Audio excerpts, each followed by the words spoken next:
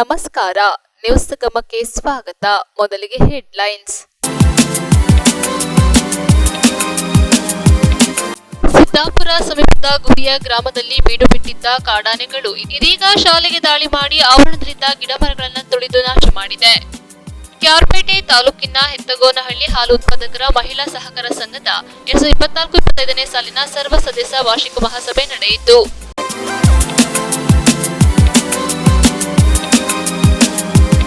Kids world play home 2024-25ನೇ ಸಾಲಿನ ದಾಖಲಾತಿ ಆರಂಭವಾಗಿದೆ. 2 ವರ್ಷದಿಂದ 5 ವರ್ಷದೊಳಗಿನ ಮಕ್ಕಳನ್ನ ಇಲ್ಲಿ ಸೇರಿಸಬಹುದಾಗಿದ್ದು ಎಲ್ಲ ಸೌಲಭ್ಯಗಳನ್ನ ಒಳಗೊಂಡಿದೆ. ಸಮಯ ಬೆಳಗ್ಗೆ 9:30ರಿಂದ ಮಧ್ಯಾಹ್ನ 3:30ರವರೆಗೆ. ಹೆಚ್ಚಿನ ಮಾಹಿತಿಗಾಗಿ ಸಂಪರ್ಕಿಸಿ. ಸೋಮೇಶ್ವರ ದೇವಾಲಯದ ರಸ್ತೆ 4ನೇ ಬ್ಲಾಕ್, ಬಸವೇಶ್ವರ ಟ್ರೇಡರ್ಸ್ ಎದುರು, ಕುಶಾಲನಗರ. ಮೊಬೈಲ್ ಸಂಖ್ಯೆ 9538412301.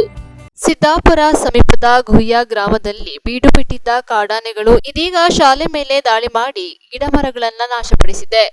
ಕಳೆದ ಕೆಲವು ದಿನಗಳಿಂದ ಗುಹಿಯ ಸುತ್ತಮುತ್ತಲ ಕಾಫಿ ತೋಟಗಳಲ್ಲಿ ಬೀಡು ಬಿಟ್ಟು ಅಪಾರ ಪ್ರಮಾಣದ ಕೃಷಿ ಫಸಲು ನಾಶ ಮಾಡುವುದರ ಮೂಲಕ ಕಾರ್ಮಿಕರು, ಬೆಳೆಗಾರರಲ್ಲಿ ಆತಂಕ ಸೃಷ್ಟಿ ಮಾಡುತ್ತಿದ್ದ ಕಾಡಾನೆಗಳ ಹಿಂಡು ಇದೀಗ ಶಾಲೆಗೆ ದಾಳಿ ಮಾಡಿ ಆವರಣದಲ್ಲಿದ್ದ ಗಿಡಮರಗಳನ್ನು ತುಳಿದು ನಾಶ ಮಾಡಿದೆ. ವರ್ಷಗಳಿಂದ ಪೋಷಣೆ ಮಾಡಿದ ಗಿಡಮರಗಳು ಸಂಪೂರ್ಣ ನಾಶ ಮಾಡಿದ್ದು ಹೆಚ್ಚು ನಷ್ಟವಾಗಿದೆ. ಈ ಹಿಂದೆ ಕಾಡಾನೆ ಹಾವಳಿ ತಡೆಗೆ ಸೋಲಾರ್ ಬೇಲಿಯನ್ನು ಅಳವಡಿಸಲಾಗಿತ್ತು. ನಿರ್ವಹಣೆ ಇಲ್ಲದೆ ಇರುವುದರಿಂದ ಕಾಡಾನೆಗಳು ನಿರಂತರ ದಾಳಿ ಮಾಡುತ್ತಿವೆ. ಹಾಡು ಹಗಲಿನಲ್ಲೂ ಕಾಣಿಸಿಕೊಳ್ಳುತ್ತಿರುವ ಕಾಡಾನೆ ಹಾವಳಿಯಿಂದ ಶಾಲಾ ವಿದ್ಯಾರ್ಥಿಗಳು, ಕಾರ್ಮಿಕರು, ಸಾರ್ವಜನಿಕರು ನೆಮ್ಮದಿಯಾಗಿ ನಡೆದಾಡಲು ಸಾಧ್ಯವಾಗದಂತಹ ಪರಿಸ್ಥಿತಿ ನಿರ್ಮಾಣವಾಗಿದೆ. ಸಿದ್ದಾಪುರ ಗ್ರಾಮ ಪಂಚಾಯಿತಿ ಅಧ್ಯಕ್ಷರಾದ ಪ್ರೇಮ ಗೋಪಾಲ್, ಉಪಾಧ್ಯಕ್ಷ ಪಳನಿಸ್ವಾಮಿ ಸೇರಿದಂತೆ ಸದಸ್ಯರುಗಳು ಹಾಗೂ ಅರಣ್ಯ ಇಲಾಖೆ ಸಿಬ್ಬಂದಿಗಳು ಶಾಲೆಗೆ ಭೇಟಿ ನೀಡಿ ಪರಿಶೀಲನೆ ನಡೆಸಿದ್ದಾರೆ. ಕಾಡಾನೆ ಹಾವಳಿಯನ್ನ ಶಾಶ್ವತವಾಗಿ ತಡೆಗಟ್ಟಬೇಕೆಂದು ಅರಣ್ಯ ಇಲಾಖೆಯನ್ನು ಒತ್ತಾಯಿಸಿದ್ದಾರೆ. ಇದೇ ಸಂದರ್ಭ ಗ್ರಾಮ ಪಂಚಾಯಿತಿ ಸದಸ್ಯರುಗಳಾದ ಹಸನ್, ಅಬಿತಾ, ದೇವಜಾನು, ಅಭಿವೃದ್ಧಿ ಅಧಿಕಾರಿ ಸಫೀಕ್, ಕಂದಾಯ ಇಲಾಖೆ ಹೋಮಪ್ಪ, ಆರ್ಆರ್ಟಿ ಸಿಬ್ಬಂದಿಗಳಾದ ವಿನೋದ್, ಪ್ರವೀಣ್, ಸ್ಥಳೀಯರಾದ ಶೇಖರ್ ಸೇರಿದಂತೆ ಮತ್ತಿತರರು ಭೇಟಿ ನೀಡಿ ಪರಿಶೀಲನೆ ನಡೆಸಿದ್ದಾರೆ. ನಾನು ಗುಯ್ಯ ನಿವಾಸಿ ಮಣಿ ಅಂತೇಳಿ. ಇಲ್ಲಿ ಶಾಲೆ ಪಕ್ಕದ ನನ್ನ ಮನೆ. ರಾತ್ರಿ ಹೊತ್ತಿಗೆಲ್ಲ ಆನೆ ಕಾಟದಿಂದಾಗಿ ನಮಗೆ ಯಾರಿಗೂ ಹೊರಗಡೆ ಎಳಿಲಿಕ್ಕೆ ಆಗ್ತಾ ಇಲ್ಲ. ನಾವು ಕಲಿತ ಸ್ಕೂಲ್ ಇದು. ಒಂದು 2-3 ವರ್ಷ ಮುಂಚೆ ಇಲ್ಲಿ ಸ್ಕೂಲಲ್ಲಿ ಆನೆ ಬಂದ್ಬಿಟ್ಟು ದೊಡ್ಡ ನ್ಯೂಸ್ ಆಗಿಬಿಟ್ಟು ಆ ಟೈಮಿಗೆ ಬಂದು ಸೋಲಾರ್ ಬೇಲಿಯೆಲ್ಲ ಹಾಕ್ಬಿಟ್ಟು ಹೋಗಿದ್ರು. ಹಾಕಿದ ಮೇಲೆ ಅದು ಯಾವುದೇ ಮೇಂಟೆನ್ಸ್ ಇಲ್ಲದೆ ಏನಿಲ್ಲದೆ ಅದು ಹಾಗೆ ಪಾಳು ಬಿದ್ದು ಹೋಗಿಬಿಟ್ಟಿದೆ. ಇವಾಗ ನೋಡಿ 2-3 ದಿವಸದಿಂದ ಆನೆ ಬಂದುಬಿಟ್ಟು ಶಾಲೆ ಮುಂಭಾಗದಲ್ಲಿ ಇರುವ ತೆಂಗಿನ ಮರ ಆಗಲಿ, ಇದು ಹಲಸಿನ ಮರ ಎಲ್ಲವನ್ನು ನಾಶ ಮಾಡಿ ಹಾಕಿದೆ. ಈಗ ಯಾಕೆಂದರೆ ಶಾಲೆಗೆ ರಜೆ ಕೊಟ್ಟಿದ್ದಕ್ಕೆ ಮಳೆಯಿಂದ, ಈ ಭಾರಿ ಮಳೆಯಿಂದ ರಜೆ ಕೊಟ್ಟಿದ್ದಕ್ಕೆ ಎಲ್ಲರಿಗೂ ಒಳ್ಳೆಯದಾಯಿತು. ಇಲ್ಲಾಂದರೆ ದೊಡ್ಡೊಂದು ಅನಾಹುತ ಆಗ್ತಾಯಿತ್ತು. ಆ ಅನಾಹುತದಿಂದ ಈಗ ಸ್ವಲ್ಪದಲ್ಲೇ ಪಾರಾಗಿದ್ದೀವಿ ಮಕ್ಕಳೆಲ್ಲ. ಇಲ್ಲಾಂತಂದರೆ ದೊಡ್ಡೊಂದು ಅನಾಹುತನೇ ಆಗ್ತಾಯಿತ್ತು. ಇಲ್ಲಿ ನಾವೀಗ ಫಾರೆಸ್ಟರಿಗೆ ಫೋನ್ ಮಾಡ್ತೀವಿ, ಹೇಳಿದ್ರು ಇಲ್ಲ ಯಾರು ಇಲ್ಲಿ ಸಹಕಾರ ಕೊಡ್ತಾಯಿಲ್ಲ, ಪಕ್ಕ ತೋಟದವರು ಗ್ರಾಮಸ್ಥರು ಯಾರು ಸಹಕಾರ ಕೊಡ್ತಾಯಿಲ್ಲ ಅಂತೇಳಿ. ಇಲ್ಲ ನಾವು ಹೇಳಿದ್ವಿ, ನಾವು ಸಹಕಾರ ಎಲ್ಲ ಕೊಡ್ತೀವಿ, ಬನ್ನಿ ಆನೆ ಓಡಿಸ್ಲಿಕ್ಕೆ ಏನು ಮಾಡುವ ಅಂತ. ಆಗ ಅವ್ರದ್ದು ಪಂಚಾಯತಿಯಿಂದ ಏನಾದರೂ ಇದು ಮಾಡಲಿಕ್ಕೆ ಪಂಚಾಯತಿಯಲ್ಲಿ ನಾವು ಫೋನ್ ಮಾಡಿದ್ವಿ. ಆಗ ಅವರು ಹೇಳಿದ್ರು ಈಗ ನಾವೆಲ್ಲ ತೋಟಕ್ಕೆ ನೋಟಿಸ್ ಕೊಡ್ತೀವಿ, ಕೊಟ್ಟ ಮೇಲೆ ನಾವು ಇದು ಮಾಡ್ತೀವಿ ಹೇಳಿದ್ದಾರೆ. ನೋಡಿ ಏನಾಗುತ್ತೆ ಅಂತ ನಾವು ಕಾದು ನೋಡಬೇಕಷ್ಟೇ. ನಾವು ನಮ್ಮ ಇದರಿಂದ ಏನಾಗುತ್ತೆ ನಾವು ಮಾಡುವಂತ ಇದ್ದೀವಿ ನಮ್ಮ ಪಂಚಾಯತಿಯಿಂದ. ಆಮೇಲೆ ಸೋಲಾರ್ ಬೇಲಿಂದ ಮಾಡಿಕೊಳ್ಳಿಕ್ಕೆ ಹೇಳಿದ್ವಿ. ನಾವು ಅದನ್ನು ಮೇಂಟೈನ್ ಮಾಡುವಂತ ನಾವು ಅವರಿಗೆ ಭರವಸೆ ಕೊಟ್ಟಿದ್ದೀವಿ. ನಾವು ಗ್ರಾಮ ಪಂಚಾಯತಿ ಉಪಾಧ್ಯಕ್ಷರಾಗಿ ಪಳನಿಸ್ವಾಮಿ ಅಂತ. ನಮ್ಮ ಗುಯ್ಯ ವಿಲೇಜ್ನಲ್ಲಿ ನಮ್ಮ ಸರ್ಕಾರಿ ಶಾಲೆಯಲ್ಲಿ ಆನೆ ನಿನ್ನೆ ರಾತ್ರಿ ಒಂದು 8:30-9 ಗಂಟೆಗೆ ಆನೆ ಇರೋ ಹಲಸಿನ ಮರ, ತೆಂಗಿನ ಮರ ಇರೋ ಹೂ ಗಿಡಗಳೆಲ್ಲ ಹಾಳು ಮಾಡಿ ತುಂಬ ನಾಶಕಾರಿ ಮಾಡಿದೆ. ಅದರಿಂದ ನಾವು ಈಗಲೇ ನಮಗೆ ವಿಷಯ ಗೊತ್ತಾಗಿದ್ದ ಮೇಲೆ ನಾವು ಫಾರೆಸ್ಟ್ ಅಧಿಕಾರಿಗಳಿಗೆ ತಿಳಿಸಿದ್ದೀವಿ. ಫಾರೆಸ್ಟ್ ಅಧಿಕಾರಿಗಳು ಹೇಳ್ತಿದ್ರೆ ನಾವು ಆಗಿದಷ್ಟು ಬೇಗ ಮಾಡ್ತೀವಿ, ಕಾರ್ಯಾಚರಣೆ ಮಾಡ್ತೀವಿ ಅಂತ ಹೇಳ್ತಿದ್ದಾರೆ. ಆದರೆ ಏನು ಕೆಲಸ ಬೇಕು ನಮ್ಮ ಪಂಚಾಯತಿಯಿಂದ ನಾವು ಮಾಡಿಕೊಡ್ತಾ ಇದ್ದೀವಿ. ಈಗ ನಮಗೆ ಅವ್ರು ಹೇಳಿದ್ರೆ ಲೆಟ್ರ್ ಕೊಡಿ ಅಂತ ಹೇಳಿದ್ದಾರೆ. ನಾವು ಆ ಲೆಟ್ರನ್ನು ನಾಳೆನೇ ನಾವು ಇವರಿಗೆ ರೇಂಜರಿಗೆ ನಾವು ತಲುಪಿಸ್ತೀವಿ. ಅದರಿಂದ ಈ ಆನೆಗಳು ಶಾಲೆ ಮಕ್ಕಳಿಗೆ ತುಂಬ ಕಷ್ಟ, ನಾಗರಿಕರಿಗೂ ತುಂಬ ಕಷ್ಟ. ಯಾರೂ ನಡ್ಕೊಂಡು ಹೋಗ್ಲಿಕ್ಕೆ ಹೋಗಲ್ಲ, ತುಂಬ ಹೆದರಿಕೆಯಿಂದ ಹೋಗಬೇಕು. ಎಲ್ಲ ಆನೆಗಳೊಂದು ಗುಂಪಾಗಿ ಬರ್ತಾ ಉಂಟು. 6, 7, 3 ಹಂಗೆ ಆನೆಗಳು ಬರ್ತಾಯಿದೆ. ಅದರಿಂದ ಎಲ್ಲ ಜನಗಳಿಗೂ ಕಷ್ಟ, ಜೀವ ಕೈಲಿಟ್ಕೊಂಡು ನಡಿಬೇಕಾಗುತ್ತೆ. ಅದರಿಂದ ನಾವು ಫಾರೆಸ್ಟ್ ಅಧಿಕಾರಿಗಳಿಗೂ ಹೇಳಿದ್ದೀವಿ. ಇದಕ್ಕಿಂತ ಮುಂಚೆ ನಾವು ಹೇಳಿದ್ದೀವಿ. ಈಗ ಆನೆ ಸೇರಿಕೊಂಡು ಇಲ್ಲಿಗ 1 ವಾರ ಆಯಿತು. ಈ 1 ವಾರದಲ್ಲಿ ತುಂಬ ಜನಗಳಿಗೆ ತುಂಬ ತೊಂದರೆ ಇದೆ. ಅದರಿಂದ ಫಾರೆಸ್ಟ್ ಅಧಿಕಾರಿಗಳು ಇದನ್ನ ಗಮನಿಸಿಕೊಂಡು ಇದು ಆಗಿದಷ್ಟು ಬೇಗ ಕಾರ್ಯಾಚರಣೆ ಮಾಡಿಕೊಡ್ಬೇಕು ಅಂತ ನಮ್ಮ ಒಂದು ವಿನಂತಿ. ನನ್ನ ಹೆಸರು ಶೇಖರ್ ಅಂತೇಳಿ. ನಾನು ಈ ಗುಯ್ಯ ಗ್ರಾಮ ನಿವಾಸಿ. ಇಲ್ಲಿ ಗುಯ್ಯ ಸರ್ಕಾರಿ ಶಾಲೆಯಲ್ಲಿ ಇವತ್ತಿಗೆ 2ನೇ ಸಲ ಈ ಥರ ಆನೆ ಬಂದು ತುಂಬ ಇಲ್ಲಿ ತೊಂದರೆ ಮಾಡಿದೆ. ಇರೋ ಗಿಡಗಳು, ಮರಗಳು, ತೆಂಗಿನ ಗಿಡ ಮತ್ತು ಅಂಚೆ ಹಾಕಿರೋದು, ಸುಮಾರು ಹೂ ಗಿಡ ಎಲ್ಲ ತುಂಬ ದಾಳಿ ಮಾಡಿದೆ ಆನೆ. ಇಲ್ಲಿ ಮಾತ್ರ ಅಲ್ಲ, ಈ ಗುಯ್ಯ ಗ್ರಾಮದಲ್ಲಿ ಸಿದ್ದಾಪುರ ಸುತ್ತಮುಖ ಎಲ್ಲ ಜಾಗದಲ್ಲೂ ಆನೆದು ಭಾರಿ ಕಾಟ. ಈಗ ಫಾರೆಸ್ಟ್ನವ್ರು ಬರ್ತಾರೆ, ಈ ತೋಟದಿಂದ ಇನ್ನೊಂದು ತೋಟಕ್ಕೆ ಓಡಿಸ್ತಾರೆ, ಆ ತೋಟದಿಂದ ಇನ್ನೊಂದು ತೋಟಕ್ಕೆ ಓಡಿಸ್ತಾರೆ. ಅದರಲ್ಲಿ ಏನು ಪ್ರಯೋಜನ ಇಲ್ಲ. 5-5:30 ಗಂಟೆ ಆದರೆ ಯಾರು ಹೊರಗಡೆ ನಡೀಲಿಕ್ಕೆ ಆಗಲ್ಲ. ಈಗ ಮನೆಯಿಂದ ಕೆಲಸಕ್ಕೆ ಯಾರು ಮಕ್ಕಳು ಅಲ್ಲ ಬೇರೆ ಯಾರೋ ಮನೆಯಿಂದ ಕೆಲಸಕ್ಕೆ ಹೋದ್ರೂ ಅವರು ತಿರುಗಿ ಮನೆಗೆ ಬರ್ತಾರಂತ ಯಾವ ಗ್ಯಾರಂಟಿ ಇಲ್ಲ. ಆ ರೀತಿಯಲ್ಲಿ ಒಂದೊಂದು ಗುಡ್ಡೆ ಅಂದರೆ 15-20-30 ಆನೆಗಳಿದೆ. ಅದೇ ಥರ ಕಾಫಿ ಮತ್ತು ಅಡಿಕೆ, ಭತ್ತ ಪ್ರತಿಯೊಂದು ಕೃಷಿನ ನಾಶ ಮಾಡ್ತಾಯಿದೆ. ಅದೊಂದು. ಮತ್ತು ಯಾವುದೇ ಒಂದು ನಾವು ಒಂದು ದೂರ ಎಲ್ಲ ಎಲ್ಲರೂ ಹೋಗಿ ಬರ್ಬೇಕಾದ್ರೆ ರಾತ್ರಿಯಲ್ಲಿ ಬರೋಕ್ಕಾಗಲ್ಲ. ಆಟೋದವ್ರು ಬರೋದಿಲ್ಲ, ಟ್ಯಾಕ್ಸಿಯವ್ರು ಬರೋದಿಲ್ಲ. ಭಾರಿ ಆನೆಕಟ ಇದೆ, ಸುಮಾರು ಹಲವಾರು ವರ್ಷಗಳಿಂದ. ನಮ್ಮ ಸರ್ಕಾರ ಇದಕ್ಕೆ ಸುತ್ತ ಒಂದು ಪರಿಹಾರ ನೀಡಿಲ್ಲ. ಆನೆ ಈಗ ಒಬ್ಬ ಸತ್ತೋದ್ರೆ 15 ಲಕ್ಷ ಕೊಡ್ತಾರೆ. ಈ 15 ಲಕ್ಷ 10 ಜನ ಸತ್ತರೆ 1.5 ಕೋಟಿ. ಈ 1.5 ಕೋಟಿ ಹಣನ ಮಾಡಿಕೊಂಡು ಯಾರು ಏನು ಮಾಡೋಕ್ಕಾಗಲ್ಲ. ನೀವು ಈ ಹಣ ಖರ್ಚು ಮಾಡೋಕ್ಕಿಂತ ಬದಲು ಸತ್ತವರಿಗೆ ಖರ್ಚು ಮಾಡೋಕ್ಕಿಂತ ಬದಲು ನೀವು ಕರೆಕ್ಟಾಗಿ ಒಂದು ಆನೆನ ಬೆರೆಸಿ ಅದಕ್ಕೆ ಒಂದು ಬಂದೋಬಸ್ತ್ ಮಾಡಿ, ಫಾರೆಸ್ಟಲ್ಲಿ ಒಂದು ಸೋಲಾರ್ ವ್ಯವಸ್ಥೆ ಅಲ್ಲ ಒಂದು ಟ್ರೆಂಚ್ ವ್ಯವಸ್ಥೆ ಕರೆಕ್ಟಾಗಿ ಮಾಡಿದ್ರೆ ಅದೊಂದು ನಮಗೊಂದು ಪರಿಹಾರ ಆಗುತ್ತೆ. ಅದೇ ರೀತಿಯಾಗಿ ಇಲ್ಲಿ ಫಾರೆಸ್ಟ್ ಡಿಪಾರ್ಟ್ಮೆಂಟ್ ಅವರು ಇದಕ್ಕೆ ಕರೆಕ್ಟಾಗಿ ಕೆಲಸ ಮಾಡ್ತಾಯಿಲ್ಲ, ಅವರು ಮಾಡ್ತಾಯಿಲ್ಲ, ಬಂದ ಸರ್ಕಾರನೂ ಮಾಡ್ತಾಯಿಲ್ಲ. BJP ಆಗಲಿ ಕಾಂಗ್ರೆಸ್ ಆಗಲಿ ಯಾವ ಸರ್ಕಾರ ಬಂದ್ರೂ ಈ ಆನೆಗೆ ಒಂದು ನಿರಂತರ ಒಂದು ಇದನ್ನು ಮಾಡೋಕ್ಕೆ ಆಯ್ತಾಯಿಲ್ಲ, ಅವ್ರಿಗೆ ಮಾಡ್ತಾಯಿಲ್ಲ. ಅದು ಆಗೋದಿಲ್ವೋ ಅಲ್ಲ ಮಾಡ್ತಾಯಿಲ್ವೋ ಅಂತ ಗೊತ್ತಿಲ್ಲ. ಮತ್ತು ಅದೇ ಥರ ನಾವು ಇನ್ನೊಂದು 2-3 ದಿವಸದೊಳಗಡೆ ಇಲ್ಲಿ ಇಡೀ ಗ್ರಾಮದಲ್ಲಿ, ಸಿದ್ದಾಪುರ ಸುತ್ತಮುತ್ತ ಗ್ರಾಮದಲ್ಲಿ, ವಿರಾಜಪೇಟೆ ತಾಲೂಕಲ್ಲಿ ನಾವು ಒಂದು ಎಲ್ಲ ಕೆಲಸವೆಲ್ಲ ಸ್ಟಾಪ್ ಮಾಡಿ ನಾವು ಆನೆ ಬೆರೆಸಬೇಕು ಅಂತೇಳಿ ನಾವು ಫಾರೆಸ್ಟ್ ಡಿಪಾರ್ಟ್ಮೆಂಟ್ ಅವ್ರಿಗೆ ಹೇಳಿದ್ದೀವಿ. ಅವರು ಮಾಡ್ಕೊಡ್ತೀನಿ ಅಂತ ಹೇಳಿದ್ರೆ ಈ ಪಂಚಾಯಿತಿ ಮೂಲಕ ಇವ್ರಿಗೆಲ್ಲರಿಗೂ ಲೆಟ್ರ್ ಕೊಡಬೇಕು. ಸುತ್ತಮುತ್ತ ಇರೋ ಗ್ರಾಮಸ್ಥರಲ್ಲಿ ಎಲ್ಲರಿಗೂ ಅವ್ರು ಅನೌನ್ಸ್ಮೆಂಟ್ ಮಾಡಬೇಕು. 2-3 ದಿನ ಬುಧವಾರ ಎಲ್ಲರೂ ಕೆಲಸ ಎಲ್ಲ ನಿಲ್ಲಿಸಿ ಈ ಥರ ಆನೆ ಬೆರೆಸೋಕ್ಕೆ ಒಂದು ವ್ಯವಸ್ಥೆ ಮಾಡಬೇಕು ಅಂತೇಳಿ ಈ ಮೂಲಕ ನಾವು ಕೇಳ್ಕೊಳ್ತಾ ಇದ್ದೀನಿ. ಎಲ್ಲರಿಗೂ ನಮಸ್ತೆ. ನಾನು ಸಿದ್ದಾಪುರ ಗ್ರಾಮ ಪಂಚಾಯತಿ ಅಧ್ಯಕ್ಷೆ. ಇವಾಗ ನಮಗೆ ಅಂತೇಳಿದರೆ ಗ್ರಾಮಸ್ಥರಿಂದ ಮತ್ತು ಅರಣ್ಯ ಇಲಾಖೆಯಿಂದ ನಮಗೊಂದು ಮಾಹಿತಿ ಬಂತು. ಆನೆ ಎಲ್ಲ ಬಂದು ತೆಂಗಿನ ಮರ, ಬಾಳೆ ಮರ, ಆಮೇಲೆ ಸುಮಾರು ಹೂ ಗಿಡ ಮತ್ತು ಇನ್ನು ರಿಂಗ್ ಅಲ್ಲ ನೀರು ರಿಂಗಲ್ಲ ಅದೆಲ್ಲ ಎಳ್ದಾಕಿದೆ. ಅದರಿಂದ ತುಂಬ ತೊಂದರೆ ಆಗ್ತಾ ಉಂಟು. ಅದಕ್ಕೆ ಅರಣ್ಯ ಇಲಾಖೆಯಿಂದ ನಮಗೊಂದು ಲೆಟ್ರ್ ಪಂಚಾಯತಿಯಿಂದ ಒಂದು ಲೆಟ್ರ್ ಮಾಡಿಕೊಡಿ, ಆಮೇಲೆ ಒಂದು ಅನೌನ್ಸ್ಮೆಂಟ್ ಮಾಡಿಕೊಡ್ಲಿಕ್ಕೆ ಹೇಳಿದ್ದಾರೆ. ಅದು ನಾವು ಆದಷ್ಟು ಬೇಗ ಮಾಡಿಕೊಡ್ತೀವಿ. ಒಂದು 3 ದಿನದ ಒಳಗಡೆ ಅರಣ್ಯ ಇಲಾಖೆಯವರು ನಮ್ಮ ಜೊತೆ ಸೇರಿಕೊಂಡು ಆನೆನ ಆದಷ್ಟು ಬೇಗ ಇಲ್ಲಿ ಸಾರ್ವಜನಿಕರಿಗೆ ಏನು ತೊಂದರೆ ಆಗದ ರೀತಿಯಲ್ಲಿ ಬೆರೆಸ್ಬಿಟ್ಟು ನಾವು ಎಲ್ಲ ಸೌಕರ್ಯಗಳಿಗೆ ಓನರ್ಗಳಿಗೆಲ್ಲ ಲೆಟರ್ ಮಾಡ್ತೀವಿ. ನಾವು ಇದು ಆನೆ ಬೆರೆಸ್ತಿದ್ದೀವಿ, ಜನಗಳಿಗೆ ಕೆಲಸ ಕೊಡಬಾರ್ದು ಅಂತ ಆ ಥರ ಎಲ್ಲ ಮಾಡಿ ಲೆಟರ್ ಮಾಡಿ ಒಂದು ಅನೌನ್ಸ್ಮೆಂಟ್ ಮಾಡಿದ ಮೇಲೆ ಇದು ಅರಣ್ಯ ಇಲಾಖೆಯವರು ಬಂದು ಆನೆನ ಬೆರೆಸ್ತಾರೆ. ಆದಷ್ಟು ಬೇಗ ನಾವು ಈ ಕೆಲಸನ ನಾವು ಮಾಡ್ತೀವಿ. ನ್ಯೂಸ್ ಸಂಗಮಕ್ಕಾಗಿ ಡಾಕ್ಟರ್ ಎಚ್ ಮೃಗುಕೋಟಿ, ಕುಶಾಲನಗರ. ಅಖಿಲ ಭಾರತ ವೀರಶೈವ ಲಿಂಗಾಯತ ಮಹಾಸಭಾದ ಕ್ಯಾರ್ಪೇಟೆ ತಾಲೂಕು ಘಟಕದ ನೂತನ ಅಧ್ಯಕ್ಷರಾಗಿ ಸುಜೇಂದ್ರ ಕುಮಾರ್ ಆಯ್ಕೆಯಾಗಿದ್ದಾರೆ. ಅಖಿಲ ಭಾರತ ವೀರಶೈವ ಲಿಂಗಾಯತ ಮಹಾಸಭಾದ ಕ್ಯಾರ್ಪೇಟೆ ತಾಲೂಕು ಘಟಕದ ನೂತನ ಆಡಳಿತ ಮಂಡಳಿಗೆ ನಡೆದ ಚುನಾವಣೆಯಲ್ಲಿ ಅಧ್ಯಕ್ಷ ಸ್ಥಾನದ ಅಭ್ಯರ್ಥಿ ಸುಜೇಂದ್ರ ಕುಮಾರ್ ಹಾಗೂ ತಂಡದ 8 ಪುರುಷ ಅಭ್ಯರ್ಥಿಗಳು 4 ಮಹಿಳಾ ಅಭ್ಯರ್ಥಿಗಳು ಸೇರಿ 13 ಜನರು ಭಾರೀ ಮತಗಳ ಅಂತರದಿಂದ ಆಯ್ಕೆಯಾಗಿದ್ದಾರೆ. ವೀರಶೈವ ಮಹಾಸಭಾದ ನೂತನ ಅಧ್ಯಕ್ಷರಾಗಿ ಆಯ್ಕೆಯಾದ ಸುಜೇಂದ್ರ ಕುಮಾರ್ ಹಾಗೂ ಗೆಲುವಿನ ತಂಡವನ್ನ ಗವಿಮಠದ ಶ್ರೀ ಸ್ವತಂತ್ರ ಸಿದ್ಧಲಿಂಗೇಶ್ವರ ಸನ್ನಿಧಿಯಲ್ಲಿ ಸನ್ಮಾನಿಸಿ ಅಭಿನಂದಿಸಲಾಯಿತು. ವೀರಶೈವ ಸಮಾಜದ ಮುಖಂಡ ತಾಲೂಕು ಪಂಚಾಯಿತಿ ಮಾಜಿ ಸದಸ್ಯ ಮಾಧವ ಪ್ರಸಾದ್ ಮಾತನಾಡಿ, ವೀರಶೈವ ಮಹಾಸಭಾ ಚುನಾವಣೆಯಲ್ಲಿ ಪ್ರಚಂಡ ಜಯಭೇರಿ ಬಾರಿಸಿದ ಎಲ್ಲರಿಗೂ ಅಭಿನಂದನೆಗಳು. ಸುಜೇಂದ್ರ ಗುಂಪಿನ ಭರ್ಜರಿ ಗೆಲುವಿಗೆ ಕಾರಣರಾದ ಸಮಾಜದ ಹಿರಿಯ ಮುಖಂಡರು ಹಾಗೂ ಯುವಕರಿಗೆ ಧನ್ಯವಾದನ ಅರ್ಪಿಸುತ್ತೇನೆ ಎಂದರು. ಸಮಾಜದ ಹಿರಿಯ ಮುಖಂಡ ದೊಡ್ಡಪ್ಪ ಶೆಟ್ಟಿ ಮಾತನಾಡಿ, ಸಮಾಜಗಳಲ್ಲಿ ಚುನಾವಣೆಯು ನಡೆಯುವುದರಿಂದ ಹಣ, ಸಮಯ, ವಿಶ್ವಾಸ ವ್ಯರ್ಥವಾಗಿ ಮನಸ್ಸಿಗೆ ನೋವುಂಟಾಗುತ್ತದೆ. ನಮ್ಮ ಸಮಾಜದ ಬಗ್ಗೆ ಪೂಜ್ಯ ಭಾವನೆ ಇಟ್ಟಿರುವ ಇತರೆ ಸಮುದಾಯಗಳು ನಮ್ಮ ಸಮಾಜವನ್ನ ಸಂಶಯದಿಂದ ನೋಡುವ ಪರಿಸ್ಥಿತಿ ಉಂಟಾಗುವ ಸಾಧ್ಯತೆ ಇರುತ್ತದೆ ಎಂದರು. ಇದೇ ಸಂದರ್ಭದಲ್ಲಿ ಸಮಾಜದ ಹಿರಿಯ ಮುಖಂಡ ಸಾಸಲು ಈರಪ್ಪ, ಚೋಕನಹಳ್ಳಿ ಪ್ರಕಾಶ್, ನಿವೃತ್ತ ಶಿಕ್ಷಕರಾದ ಚನ್ನರಾಜು, ಅಪ್ಪಾಜಿ, ರಾಜಪ್ಪ, ಸಾಸಲು ಗುರುಮೂರ್ತಿ, ಚೌಡಸಮುದ್ರ ಚಂದ್ರು, ರಾಜಪ್ಪ, ಮೊಗಣ್ಣ, ಜಗದೀಶ್, ಚೌಡಸಮುದ್ರ ಚಂದ್ರು, ವಕೀಲ ಪ್ರತಾಪ್ ಹಾಗೂ ನೂತನವಾಗಿ ಆಯ್ಕೆಯಾದ ನೂತನ ಮಹಿಳಾ ನಿರ್ದೇಶಕರು ಪುರುಷ ನಿರ್ದೇಶಕರು, ಸಮಾಜದ ಹಿರಿಯ ಮುಖಂಡರು ಭಾಗವಹಿಸಿದ್ದರು. ಅರವಿಂದದಲ್ಲಿ ಶಿರಸಾಷ್ಟಾಂಗ ನಮಸ್ಕಾರಗಳನ್ನು ಸಲ್ಲಿಸುತ್ತಾ ಈ ಒಂದು ಅಭೂತಪೂರ್ವವಾದ ಜಯವನ್ನು ನಮ್ಮ ಸಮಾಜ ತಂದುಕೊಟ್ಟಿದೆ. ನಾವು ಎಷ್ಟು ಬುದ್ಧಿವಂತರು, ನಮ್ಮ ಸಮಾಜ ಎಷ್ಟು ಎಲ್ಲ ಹೇಳ್ತಿದ್ರು,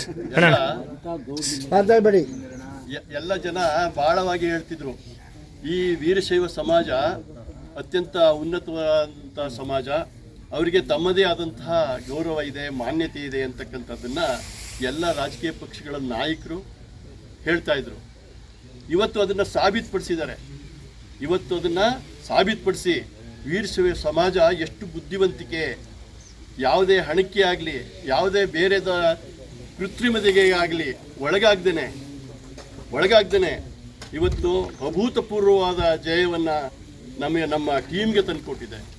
ನಾವು ಹೇಳ್ತಾ ಇದ್ದೋ, ಬೇಕಾದಷ್ಟು ಸಲ ಪತ್ರಿಕಾ ಮಿತ್ರರ ಜೊತೆ ನಾವು ಮಾತಾಡ್ತಾ ಇದ್ದಂಥ ಸಂದರ್ಭದಲ್ಲಿ ನಾವು ನಮ್ಮ ಆ ಜನಗಳ ಒಲವು, ಆ ಜನಗಳ ಉತ್ಸಾಹ, ಯಾವ ಹಳ್ಳಿಗೆ ಹೋಗಲಿ ನಮ್ಮನ್ನು ಸ್ವಾಗತಿಸುವ ರೀತಿ ಅಭೂತಪೂರ್ವ.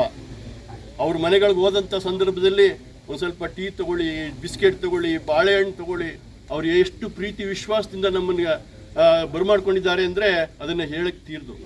ಅಂಥ ಒಂದು ಅಭಿಮಾನ ನಮ್ಮೆಲ್ಲರನ್ನೂ ಕೂಡ ದಿಗ್ಮೂಢರನ್ನಾಗಿ ಮಾಡಿತು. ಇವತ್ತು ಅಭೂತಪೂರ್ವ ಗೆಲುವಿಗೆ ನಮ್ಮ ಸಮಾಜದ ಎಲ್ಲ ಪ್ರತಿ ವರ್ಗದವರು ಕೂಡ ನಾಯಕರ ಆದಿಯಾಗಿ ಇಡೀ ನಮ್ಮ ಜಿಲ್ಲೆಗೆ ಗೊತ್ತಾಗಿದೆ, ಎಂತಪ್ಪ ಇದು ಇಡೀ ತಾಲೂಕಿನಲ್ಲಿ, ಇಡೀ ನಮ್ಮ KR ಪೇಟೆ ತಾಲೂಕಿನ ವೀರಶೈವ ನಾಯಕರುಗಳೆಲ್ಲ ಒಂದಾಗಿದ್ದಾರೆ. ಯಾಕೆ ಒಂದಾದರು, ಯಾಕೆ ಈ ರೀತಿ ಒಂದು ಪಣ ತೊಟ್ಟಿದ್ದಾರೆ ಅಂತಕ್ಕಂಥ ವಿಚಾರನ ಬೇಕಾದಷ್ಟು ಕಡೆ ಚರ್ಚೆ ಆಗಿದೆ. ಪಣ ತೊಟ್ಟಿದ್ದಾದರೂ ತಮ್ಗೆ ಗೊತ್ತಿರುವಂಥ ವಿಚಾರ ಏನಪ್ಪ ಅಂತಂದರೆ, ನಾವು ಬೇಕಾದಷ್ಟು ಸಲ ಮನವರಿಕೆ ಮಾಡಿಕೊಟ್ವು, ಆಗಲಿಲ್ಲ. ಆಗದೇ ಇದ್ದಂಥ ಸಂದರ್ಭದಲ್ಲಿ ಇಡೀ ವೀರಶೈವ ಸಮಾಜ ತಮ್ಮ ಸ್ವಾರ್ಥತೆಯನ್ನು ಮರೆತು, ನಮಗೇನೇ ಅಧಿಕಾರದ ದಾಹ ಬೇಡ, ನಮ್ಮ ಸುಧಣ್ಣೆ ಆಗಲಿ, ಈರಪ್ಪನೇ ಆಗಲಿ ನಾವು ಕಣಕ್ಕಿಳಿಸ್ಬೇಕು ಅಂತ ಭಾಳ ಪ್ರಯತ್ನ ಮಾಡಿದ್ರು. ಅವ್ರು ಬೇಡ, ನಾವು ನಿಲ್ಲಲ್ಲ, ನಾವು ನಮ್ಮ ಇದನ್ನು ತ್ಯಾಗ ಮಾಡ್ತೀವಿ, ನಮ್ಮ ಸ್ವಾರ್ಥತೆ ಬೇಡ, ನಮಗೆ ಯಾರೂ ಬೇಡ, ನಮಗೆ ವಿಶೇಷವಾದಂಥ ಒಂದು ಅಭ್ಯರ್ಥಿಯನ್ನು ಕೊಡೋಣ, ಅದಕ್ಕೆ ನೀವೆಲ್ಲ ಕೈ ಜೋಡಿಸಿ ನಾವು ಅಂತ ಹೇಳಿ ಒಂದು ತೀರ್ಮಾನಕ್ಕೆ ಬಂದು, ಆ ತೀರ್ಮಾನಕ್ಕೆ ನಮ್ಮ ಅರವಿಂದ್ ಸಾಹೇಬರು ಕೂಡ ದನಿಗೂಡಿಸಿದ್ರು. ಇಲ್ಲಿ ಎಲ್ಲ ನೆರೆದಿರ್ತಕ್ಕಂಥ ಎಲ್ಲ ನಾಯಕ ಮಣಿಗಳು ಕೂಡ ದನಿಗೂಡಿಸಿದ್ರು. ಆ ದನಿಗೂಡಿಸಿದ ಪ್ರತಿಫಲನೆ ಇವತ್ತು ಸುಜೇಂದ್ರ ಕುಮಾರ್ ಅಧ್ಯಕ್ಷರಾಗಿ ಸಾಧ್ಯ ಆಯಿತು.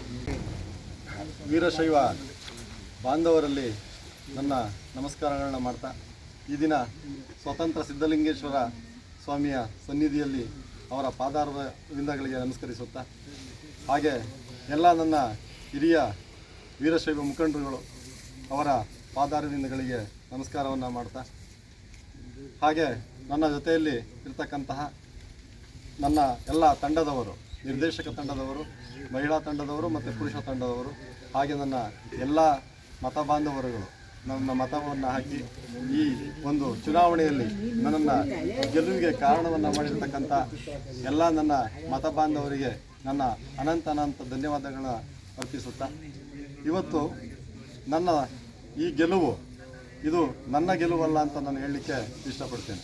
ಯಾಕೆ ಅಂತಂದರೆ ಈ ಗೆಲುವು ನನ್ನ ವೀರಶೈವ ಸಮಾಜದ ಎಲ್ಲ ನನ್ನ ಬಾಂಧವರ ಗೆಲುವಾಗಿರಬೇಕು. ಯಾಕೆ ಅಂತಂದರೆ ಸಮಾಜ ಅಂತ ಅಂದಾಗ ಒಬ್ಬ ವ್ಯಕ್ತಿಗೆ ಸೀಮಿತ ಆಗಿರಬಾರ್ದು. ಎಲ್ಲರೂ ಕೈ ಜೋಡಿಸಿದಾಗ, ಎಲ್ಲರೂ ಒಟ್ಟಿಗೆ ಇದ್ದಾಗ ಮಾತ್ರ ಸಮಾಜ ಉದ್ಧಾರ ಆಗಲಿಕ್ಕೆ ಅನುಕೂಲ ಆಗುತ್ತೆ. ಆ ಒಂದು ನಿಟ್ಟಿನಲ್ಲಿ ನಾನು ಆ್ಯಕ್ಚುಲಿ ಈ ಒಂದು ಅಧ್ಯಕ್ಷ ಅಭ್ಯರ್ಥಿಯಾಗಿ ಆಯ್ಕೆ ಆಗ್ತೀನಿ ಅಂತ ನಾನು ಅಂದ್ಕೊಂಡಿರಲಿಲ್ಲ. ನನಗೆ ಈ ಭಾಗ್ಯ ಬಂದಿರತಕ್ಕಂಥದ್ದು ಬಯಸದೇ ಬಂದ ಭಾಗ್ಯ ಅಂತ ಹೇಳ್ಬೋದು. ಹೇಗೆ ಅಂತಂದರೆ, ನಾನು ಇದನ್ನು ಅಧ್ಯಕ್ಷನಾಗ್ತೀನಿ, ನಾನು ಅಧ್ಯಕ್ಷ ಸ್ಪರ್ಧಿ ಆಗಬೇಕು ಅಂತಕ್ಕಂತಹ ಯೋಚನೆಯೂ ಸಹ ನನ್ನ ತಲೆಯಲ್ಲಿ ಇರಲಿಲ್ಲ. ಇದು ಅನ್ಎಕ್ಸ್ಪೆಕ್ಟೆಡ್ ಆಗಿ ನನ್ನ ಈ ಒಂದು ಸ್ಪರ್ಧೆಯಲ್ಲಿ ನಿಲ್ಲಿಸಿ ನನ್ನನ್ನು ಅಧ್ಯಕ್ಷ ಸ್ಥಾನದಲ್ಲಿ ಗೆಲ್ಲಿಸಿಕೊಟ್ಟಂಥ ಎಲ್ಲ ನನ್ನ ಮತ ಬಾಂಧವರು ಮತ್ತು ನನ್ನ ವೀರಶೈವ ಬಾಂಧವರಲ್ಲಿ ನನ್ನ ಧನ್ಯವಾದಗಳನ್ನ ಹೇಳ್ತಾ, ಇನ್ನು ಮುಂದೆ ನಮ್ಮ ಸಮಾಜದಲ್ಲಿ ಆಗಬೇಕಾದಂಥ ಕಾರ್ಯಗಳು ತುಂಬ ಇದೆ.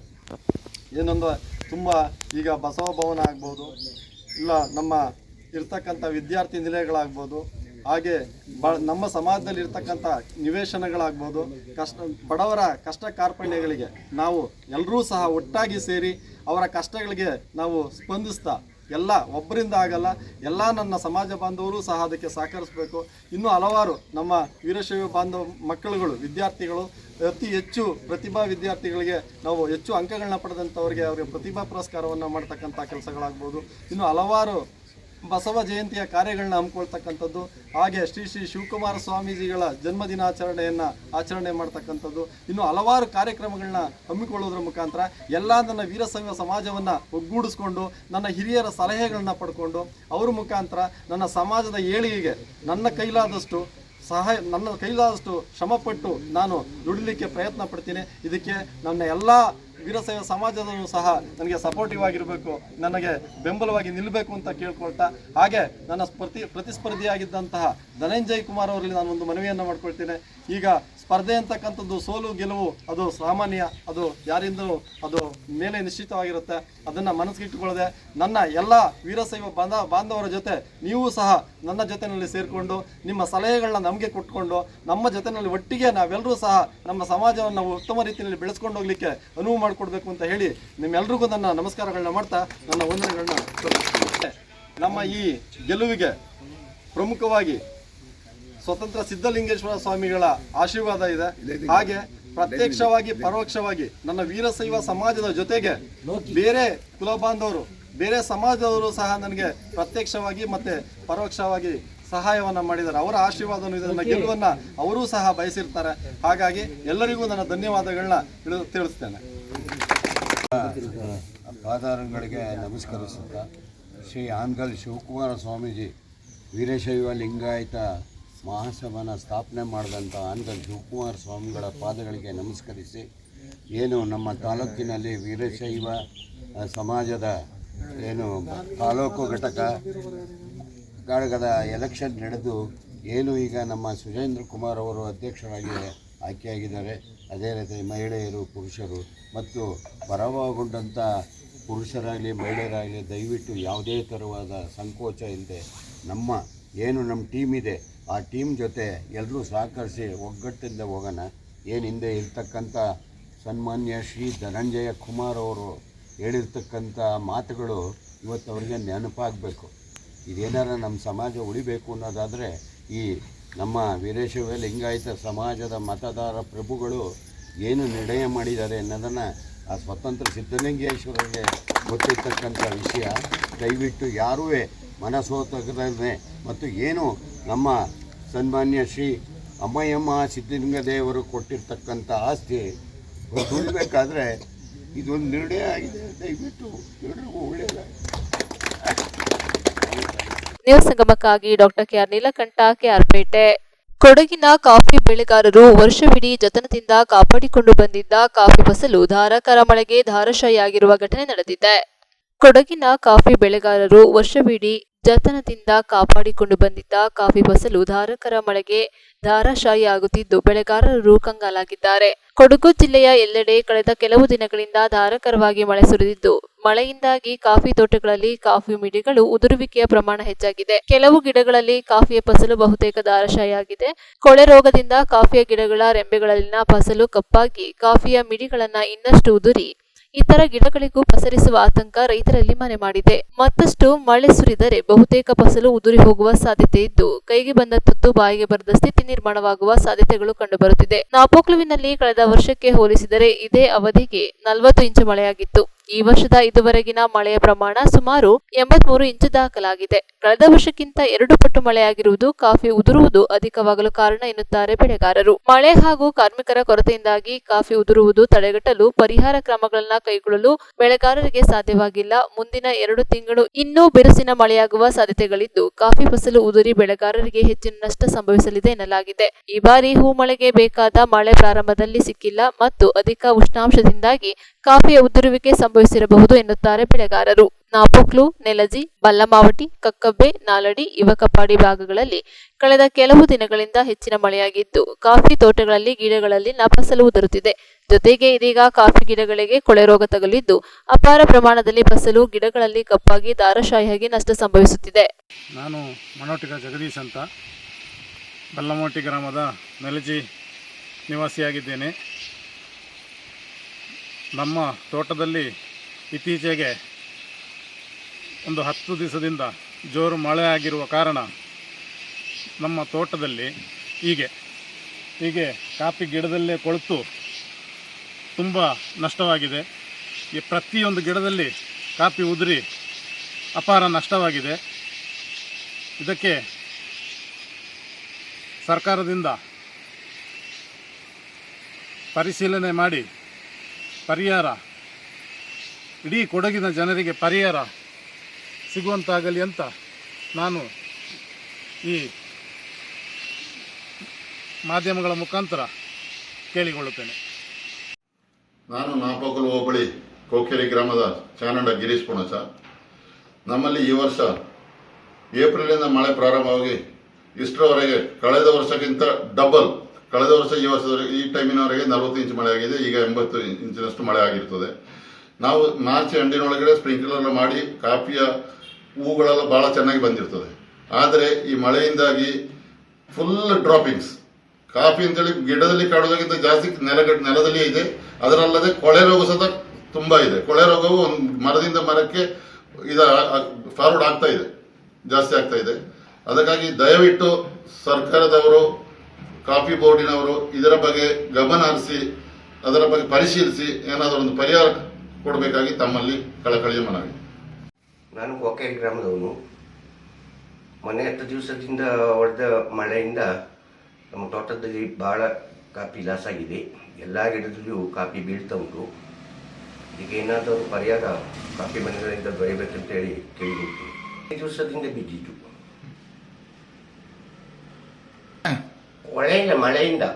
ಮಳೆಯನ್ನು ಬಂದಿಲ್ಲ. ಮಳೆಯಿಂದ ಎಲ್ಲ ಬಚ್ಚೆಗಳು ಎಲ್ಲ ಅದೇ ಕೊಳೆಯಾಗಿ ಬೀಳ್ತಾ ಉಂಟು. ಗ್ರಾಮದ ಕಾಫಿ ಬೆಳೆಗಾರ ಪಾಂಡಲ ನರೇಶ್. ಈ ವರ್ಷ ಕಳೆದ ವಾಡಿಗಿಂತ ಮಳೆ ಜಾಸ್ತಿ ಆಗಿಬಿಟ್ಟಿದೆ. ಕಳೆದ ವರ್ಷ ಇಡೀ ವರ್ಷಕ್ಕೆ ಸರಾಸರಿ 87 ಇಂಚು ಮಳೆ ಆಗಿತ್ತು. ಇವತ್ತಿನ ದಿನಕ್ಕೆ ಈ ವರ್ಷ 104 ಇಂಚು ಮಳೆ ಆಗಿರುತ್ತದೆ. ಈ ಮಳೆ ಒಟ್ಟಿಗೆ ವಿಪರೀತ ಗಾಳಿ ಬೀಸಿರುವುದರಿಂದ ನಮ್ಮ ತೋಟಗಾರ ಬೆಳೆಯಾದ ಕಾಫಿ ಫಸಲು ಅಪಾರ ನಷ್ಟ ಉಂಟಾಗಿದೆ. ಮರ ಕೊಂಬೆ ರೆಕ್ಕೆಯಲ್ಲಿ ಬಿದ್ದು ಕಾಫಿ ಗಿಡಕ್ಕೆ ಹಾನಿಯಾಗಿದೆ. ಹಾಗೂ ವಿಪರೀತ ತೇವಾಂಶದಿಂದ ರೈತರು ಬೆಳೆದ ಕಾಫಿಯು ಇರುವ ಕಾಫಿ ನೆಲ ಕಚ್ಚಿ ಹೋಗಿದೆ. ಸರ್ಕಾರ ಇದಕ್ಕೆ ಏನಾದರೂ ಸ್ಪಂದಿಸದಿದ್ದಲ್ಲಿ ಅಥವಾ ಏನಾದರೂ ಪರ್ಯಾಯ ವ್ಯವಸ್ಥೆ ಈ ಕಾಫಿ ಉದುರುವಿಕೆ ರಕ್ಷಿಸಿ ಮಾಡಲು ಸಂಶೋಧನಾಕಾರರು ಏನು ಕಂಡು ಹಿಡಿದಲ್ಲಿ ಮುಂದಿನ ವರ್ಷದಲ್ಲಿ ಕಾಫಿ ತೋಟ ನಡೆಸೋದೇ ಕಷ್ಟಕರವಾಗದು ಆಗ್ತದೆ. ಇಡೀ ಕೊಡಗು ಕಾಫಿ ಅವಲಂಬಿತವಾದ ಅಂಥ ಒಂದು ಆರ್ಥಿಕ ಹೊಂದಿರೋದ್ರಿಂದ ಇದರ ಬಗ್ಗೆ ನಮ್ಮ ಸಂಶೋಧಕರು ಹೆಚ್ಚಿನ ಸಂಶೋಧನೆ ಮಾಡಿ ಕೇವಲ AC ರೂಮಲ್ಲಿ ಕೂತ್ಕೊಂಡು ಅವರು ಸಂಶೋಧನೆ ಮಾಡುವುದಲ್ಲ, ಕೃಷಿಕರ ಜೊತೆಗೆ ಸಂವಾದ ಮಾಡಿ ಅವರ ಅನಿಸಿಕೆಗಳನ್ನು ಆಲಿಸಿ ಅದಕ್ಕೆ ಸೂಕ್ತ ಏನಾದರೂ ಪರಿಹಾರ ಕಂಡುಹಿಡಿದು ಮಾಡಬೇಕು. ಹಾಗೂ ಸರ್ಕಾರ ನಮ್ಮ ರೈತರಿಗೆ ಕೊಡುವಂಥ ಗೊಬ್ಬರದಲ್ಲಿಯೂ ಸಬ್ಸಿಡಿ ಕೊಟ್ಟು ಕೀಟನಾಶಕಗಳು ರೈತರ ತೆಗೆಯುವಂಥ ಎಲ್ಲ ಕೃಷಿಗೆ ಬೇಕಾದ ಪದಾರ್ಥಗಳನ್ನೆಲ್ಲ ಕಮ್ಮಿ ದರದಲ್ಲಿ ಕೊಟ್ಟು ಸಹಕರಿಸಬೇಕೆಂದು ಕೋರಿಕೊಳ್ಳುತ್ತೇನೆ. ಕಾಫಿ ವಿಮೆ ಅಷ್ಟೇ, ಒಂದು 4 ವರ್ಷ ಚೆನ್ನಾಗಿ ಮಾಡಿದರು. ಈಗ ಕಾಫಿ ವಿಮೆ ಒಂದು ದುಡ್ಡು ಮಾಡುವಂಥ ಯೋಜನೆ ಆಗಿಬಿಟ್ಟಿದೆ. ಕಾಫಿ ಗಿಡಕ್ಕೆ ಒಂದು ತೇವಾಂಶ ಇದ್ದರೆ ಮಾತ್ರ ಅದು ಉದುರಿಕೆ ಬರೋದು. ಮಳೆಯೊಟ್ಟಿಗೆ ಬಿಸಿಲಿದ್ದರೆ ತೊಂದರೆ ಆಗೋದಿಲ್ಲ. 10, 20, 25 ದಿನ ಸರಾಸರಿ ಮಳೆ ಹೊಡೆಯುತ್ತೆ. ಭೂಮಿಯಲ್ಲಿ ತೇವಾಂಶ ಜಾಸ್ತಿಯಾಗಿ ಕೊಳೆರೋಗ ಉಂಟಾಗಿ ಕಾಫಿ ಫಸಲು ನೆಲಗೊತ್ತಿರ್ತದೆ. ಇದರ ಬಗ್ಗೆ ಸರ್ಕಾರ ಗಮನ ಸೆಳೆದು ಹಾಗೆ ನಮ್ಮ ಜಿಲ್ಲೆಯ 2 ಶಾಸಕರು ಕೇಂದ್ರ ಸರ್ಕಾರ ರಾಜ್ಯ ಸರ್ಕಾರದಿಂದ ಒಳ್ಳೆಯ ಒಂದು ವರದಿ ಸಲ್ಲಿಸಿ ಇದಕ್ಕೆ ರೈತರಿಗೆ ಸೂಕ್ತ ಪರಿಹಾರ ಕೊಡಬೇಕೆಂದು ಕೇಳಿಕೊಳ್ಳುತ್ತೇನೆ. ನ್ಯೂಸ್ ಸಂಗಮಕ್ಕಾಗಿ ದುಗ್ಗಳ ಸದಾನಂದ ನಾಪೋಕ್ಲು. ಕೆಆರ್ಪೇಟೆ ತಾಲೂಕಿನ ಸಂತೆಬಾಚಳ್ಳಿ ಹೋಬಳಿಯ ಹೆತ್ತಗೋನಹಳ್ಳಿ ಹಾಲು ಉತ್ಪಾದಕರ ಮಹಿಳಾ ಸಹಕಾರ ಸಂಘದ 2024-25ನೇ ಸಾಲಿನ ಸರ್ವ ಸದಸ್ಯರ ಸಭೆ ನಡೆಯಿತು. ಹಾಲು ಉತ್ಪಾದಕರ ಸಹಕಾರ ಸಂಘಗಳು ನಡೆಸುವ ಸಾಮಾನ್ಯ ಸಭೆಯಲ್ಲಿ ಸದಸ್ಯರು ಭಾಗವಹಿಸಿ ಜವಾಬ್ದಾರಿಯುತವಾಗಿ ನಡೆದುಕೊಳ್ಳುವ ಜೊತೆಗೆ ಸಂಘಗಳ ಅಭಿವೃದ್ಧಿಗೆ ಸಲಹೆ ಸೂಚನೆಗಳನ್ನು ನೀಡಬೇಕೆಂದು ಮಂಡ್ಯ ಜಿಲ್ಲಾ ಹಾಲು ಒಕ್ಕೂಟದ ನಿರ್ದೇಶಕ ಡಾಲು ರವಿ ತಿಳಿಸಿದರು. ಕೆಆರ್ಪೇಟೆ ತಾಲೂಕಿನ ಸಂತೆಬಾಚಳ್ಳಿ ಹೋಬಳಿಯ ಹೆತ್ತಗೋನಹಳ್ಳಿ ಹಾಲು ಉತ್ಪಾದಕರ ಮಹಿಳಾ ಸಹಕಾರ ಸಂಘದ ಆವರಣದಲ್ಲಿ ನಡೆದ 2024-25ನೇ ಸಾಲಿನ ಸರ್ವ ಸದಸ್ಯ ವಾರ್ಷಿಕ ಮಹಾಸಭೆಯನ್ನು ಉದ್ದೇಶಿಸಿ ಮಾತನಾಡಿದರು. ವಾರ್ಷಿಕ ಮಹಾಸಭೆಯನ್ನು ಉದ್ಘಾಟಿಸಿ ಮಾತನಾಡಿದರು. ಆಕಸ್ಮಿಕವಾಗಿ ರಾಸುಗಳು ಮರಣ ಹೊಂದಿದ್ದರೆ ವಿಮೆ ಪರಿಹಾರ ಹಣದಿಂದ ಆರ್ಥಿಕ ಸಂಕಷ್ಟದಿಂದ ಪಾರಾಗಬಹುದು ಮತ್ತು ಹಾಲು ಉತ್ಪಾದಕರ ಮಕ್ಕಳು ಉನ್ನತ ವ್ಯಾಸಂಗ ಮಾಡಲು ಸಹಾಯಧನ, ವಿದ್ಯಾರ್ಥಿ ವೇತನ, ಪ್ರತಿಭಾ ಪುರಸ್ಕಾರ ಇಂತಹ ಹಲವು ಕಾರ್ಯಕ್ರಮಕ್ಕೆ ಒಕ್ಕೂಟ ಹೆಚ್ಚು ಒತ್ತು ನೀಡುತ್ತಾ ಬರುತ್ತಿದೆ. ಹೈನುಗಾರಿಕೆ ಅಭಿವೃದ್ಧಿ ಹೊಂದಲು ಹಾಲು ಉತ್ಪಾದಕರ ಪರಿಶ್ರಮ ಕಾರಣ ಎಂದು ತಿಳಿಸಿದರು. ಇದೇ ಸಂದರ್ಭದಲ್ಲಿ ಸಂಘದ ವ್ಯಾಪ್ತಿಯ 2023-24ನೇ ಸಾಲಿನ ಎಸ್ಎಸ್ಎಲ್ಸಿ ಮತ್ತು ಪಿಯುಸಿಯಲ್ಲಿ ಅತಿ ಹೆಚ್ಚು ಅಂಕ ಪಡೆದ ಪ್ರತಿಭಾವಂತ ವಿದ್ಯಾರ್ಥಿಗಳಿಗೆ ಹಾಗೂ ಸಂಘಕ್ಕೆ ಅತಿ ಹೆಚ್ಚು ಹಾಲು ಸರಬರಾಜು ಮಾಡಿದ ಉತ್ಪಾದಕರಿಗೆ ಬಹುಮಾನ ಗೌರವಧನ ನೀಡಿ ಶಾಲಾ ಹೊದಿಸಿ ಸನ್ಮಾನಿಸಿದರು. ಇದೇ ಸಂದರ್ಭದಲ್ಲಿ ಮಾರ್ಗ ವಿಸ್ತರಣಾಧಿಕಾರಿ ಗುರುರಾಜ್ ಸುರ್ಗಿಹಳ್ಳಿ, ಎತ್ತಗೋನಹಳ್ಳಿ ಸಂಘದ ಅಧ್ಯಕ್ಷೆ ಲಲಿತಾ ಕುಮಾರ್, ಉಪಾಧ್ಯಕ್ಷೆ ರತ್ನಮ್ಮ ಚೆಲುವೇಗೌಡ, ನಿರ್ದೇಶಕರಾದ ಕಾಮಾಕ್ಷಿ, ಮಮತಾ, ಶ್ವೇತಾ, ತಾಯಮ್ಮ, ಜೆಕೆ ತಾರಾ, ಲತಾ, ಭಾಗ್ಯ, ಚಿಕ್ಕಮ್ಮ, ಶಾರದಮ್ಮ, ಕಾರ್ಯದರ್ಶಿ ಸುಧಾ, ಹಾಲು ಪರೀಕ್ಷಕಿ ಸರಸ್ವತಿ, ಶ್ವೇತಾ, ಗ್ರಾಮ ಪಂಚಾಯತ್ ಸದಸ್ಯರಾದ ಮಹೇಂದ್ರ, ಅಶೋಕ್, ಲೋಕೇಶ್, ಪುರುಷೋತ್ತಮ್ ಸೇರಿದಂತೆ ನೂರಾರು ಗ್ರಾಮಸ್ಥರು ಇದ್ದರು. ಉತ್ಪಾದಕರು ಮಾತ್ರ ಕೊಡೋದು ನಾವು. ಈಗ ನಿಮ್ಮ ಮಕ್ಕಳುಗಳು ವಿದ್ಯಾಭ್ಯಾಸ ಮಾಡಿ MBBS ಮಾಡಿ 20,000 ಕೊಡ್ತೀವಿ, ಗಂಡ ಡಾಕ್ಟರ್ ಮಾಡಿ ಕೊಡ್ತೀವಿ, ಸತ್ತೋರು 15,000 ಕೊಡ್ತೀವಿ, 6,00,000 ಮಾಡಿ ತಗೊಂಡ್ಬರ್ತೀವಿ. ಅದೇ ಕೊಡ್ತೀವಿ. ಮಂಡ್ಯ ಡೈರಿ ಪ್ರಶ್ನೆ ಕಳಿಸ್ತಾ 5,000 ಇತ್ತು ನಂತಿದ್ದಾಗ 15 ಮಾಡಿದ್ದೀವಿ. ಈಗ 20 ಮಾಡಕ್ ಪ್ರಾರಂಭ ಇದ್ದೀವಿ. ನಾನು ಹೇಳ್ತಾ ಇರೋದು ಇದು ಮಾಡ್ಬೇಕಾದ್ರೆ ನನ್ನ ಕಾಲದಲ್ಲಿ ಬರೀ 5 ಅಂದ್ರೆ ಅವತ್ತು ಅನುಭವ ಅಷ್ಟು. ಇಲ್ಲಿ ಕುಂಟೆಗೆ 10 ವರ್ಷದಿಂದ 5,000 ರೂಪಾಯಿ ಕುಂಟೆ ಸಿಕ್ತಿತ್ತು. ಇವತ್ತು 50,000 ಕೊಟ್ಟು ಕೊಡಕ್ಕೆ ಇವತ್ತು. ಅವತ್ತು 5,000 ರೂಪಾಯಿ ಕೊಡೋರು ಕೊಟ್ಬಿಟ್ಟಿ ಅಕ್ಕ.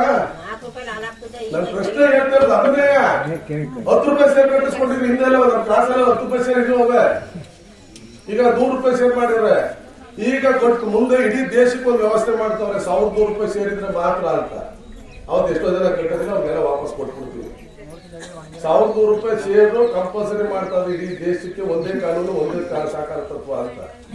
ಈಗ ನಾವು ನಿಂತ್ಕೊಳಕ್ ಇಂಡಿಯಾ ಕ್ಯಾಟಗರಿ ಇರ್ಲಿಲ್ಲ, ಈ ಕ್ಯಾಟಗರಿ ಮಾಡ್ತಾರೆ. ಯಾಕೆ ಮಾಡ್ತೀರಿ ಪ್ರಶ್ನೆ ಮಾಡಕ್ಕಾಗತ್ತ?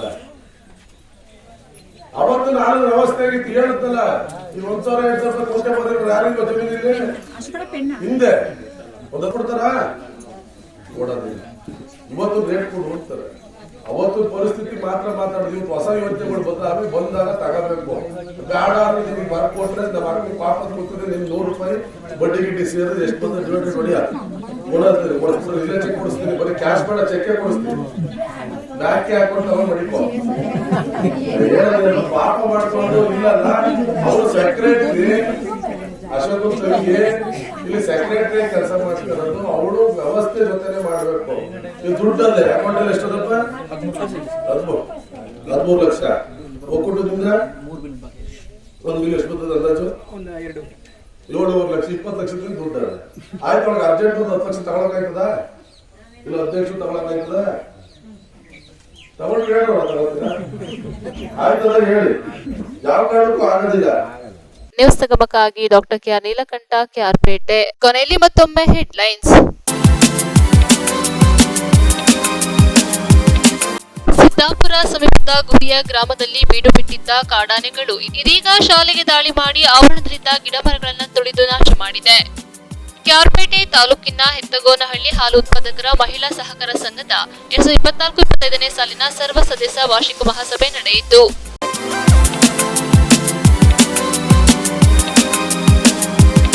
ಇಲ್ಲಿಗೆ ನ್ಯೂಸ್ ಸಂಗಮ ಮುಕ್ತಾಯವಾಯಿತು. ಸುದ್ದಿ, ಮಾಹಿತಿ, ಮನೋರಂಜನೆಗಾಗಿ ನೋಡ್ತಾ ಇರಿ ಸಂಗಮ ಟಿವಿ. ವಂದನೆಗಳೊಂದಿಗೆ ಸುಪ್ರೀತಾ ಎಲ್ಎನ್.